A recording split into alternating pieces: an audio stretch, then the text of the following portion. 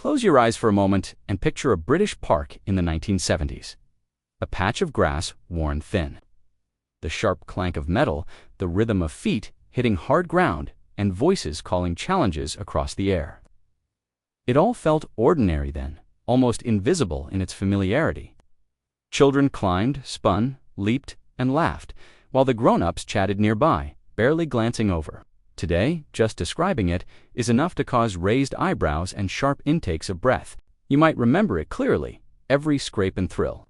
But seen through modern eyes, it feels like a place time somehow forgot. To understand why those playgrounds existed at all, you have to remember the Britain children were growing up in the 1970s, sat in a curious space between post-war restraint and modern comfort. Money was tight for councils, materials were chosen to last, and play areas were built with practicality in mind rather than polish. There was little sense that every experience needed managing. Childhood was seen as something sturdy, something that strengthened through everyday knocks and challenges. Parents expected children to roam, to make their own decisions, and to learn limits by discovering them. A walk to the park alone was normal. Sitting back on a bench, or not coming at all, was simply how things were done. Independence wasn't a buzzword. It was woven quietly into daily life. Contrast that with today, where play spaces are planned down to the last detail, softened, signposted, and supervised. The shift didn't happen overnight, but it changed everything about how childhood feels. Before we explore the equipment itself, it helps to remember the mindset that shaped it. That outlook explains why these places felt fearless then, yet strangely fragile now, as memory and modern thinking collide in unexpected ways for many people. What we played on in those years never came with warning signs or careful explanations. It was simply there, waiting. Tall climbing frames rose from the ground like small metal mountains, their bars cold to the touch in winter and warm under summer sun. You climbed because everyone else did. There was no discussion, no measuring of risk, just the quiet belief that you would work it out as you went along.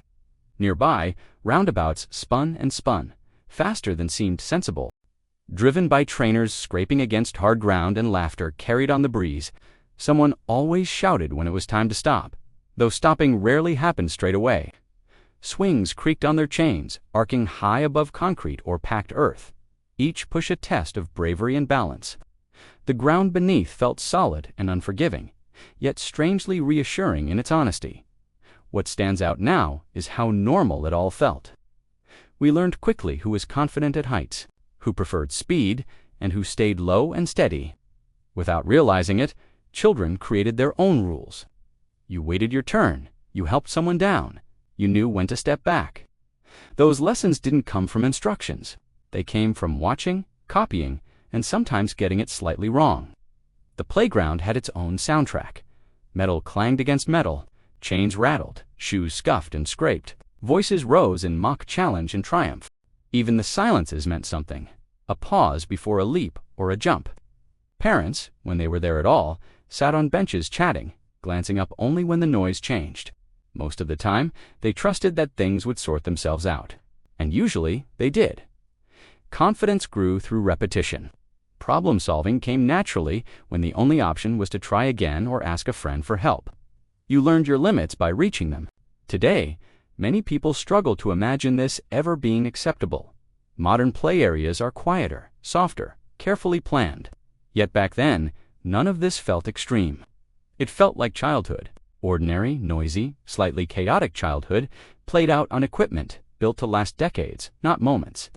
That ordinariness is exactly what makes it so astonishing now, and why these memories still carry such weight for those who were there to live them. The scale of it all mattered. Everything seemed bigger when you were small, higher than expected, faster than imagined.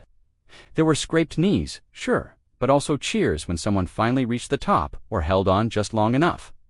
Those small victories stayed with you. They shaped how you approached challenges elsewhere, at school, at home, later in life. Looking back, it becomes clear that play was never just play. It was practice for the wider world, delivered without fuss or ceremony. As times changed, those spaces quietly disappeared or softened, leaving behind memories that feel almost unreal now, and setting the stage for what those playgrounds truly gave us beyond simple fun. That quiet influence still echoes whenever these stories resurface. What those playgrounds really offered went far beyond the metal and concrete. They were social worlds where children learned how to exist among others without adults guiding every step. Friendships formed through shared turns and small acts of loyalty. Arguments flared, settled, and were often forgotten by the walk home. Boundaries were tested, not to cause trouble, but to understand where they lay. Patience came from waiting. Awareness grew from watching others succeed or struggle. Trust in yourself developed when you tried again after slipping or missing a grip. None of it was dramatic. It unfolded quietly day after day. Looking back, it becomes clear it was never about fear or danger. It was about confidence, earned through experience, in spaces that asked children to think, adapt, and grow. That lesson, learned without words, shaped how a generation faced the wider world beyond the park gates for many years ahead.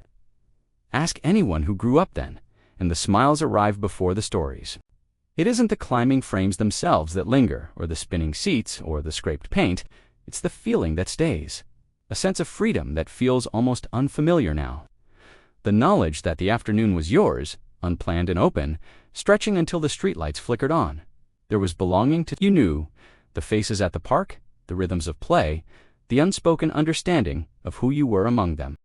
The world felt less managed, less explained, and somehow more trusting. Even the walk home mattered.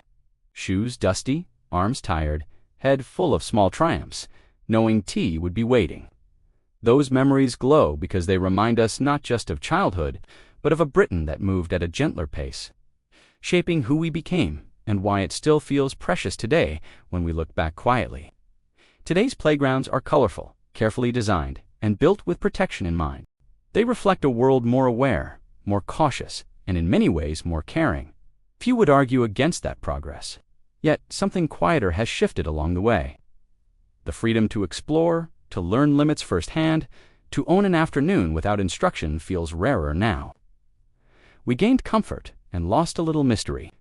Would we truly trade back the old equipment, or just the feeling it gave us? Progress protects, but nostalgia remembers.